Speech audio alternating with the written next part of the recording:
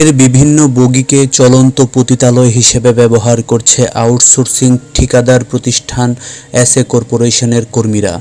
সম্প্রতি এক যৌনকর্মীর চাহিদা অনুযায়ী টাকা পরিশোধ না করায় ফাঁস হয়ে যায় এই তথ্য। এতে তোলপাড় চলছে সর্বত্র, কিন্তু খোদ রেলওয়ের পক্ষ থেকে চাঞ্চল্যকর এই ঘটনা ধামাচাপা দেওয়া অপতৎপরতা শুরু হয়েছে।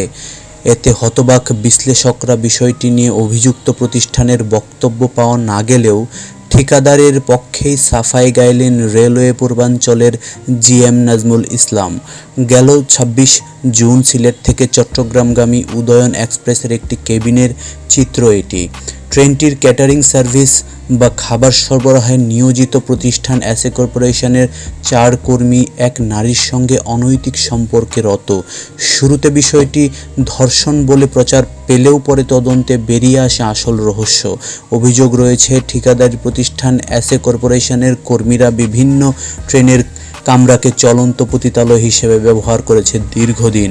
বিভিন্ন রুটে ৪টি ট্রেনে ক্যাটারিং সার্ভিস, ৬টিতে অনবোর্ড অর্থাৎ যাত্রীরা অ্যাটেন্ডেন্স সহ বিভিন্ন আউটসোর্সিং সেবার নামে রেলওয়ে পূর্বাঞ্চলের প্রায় সবকটি ট্রেনেই এসএ কর্পোরেশনের দখলে।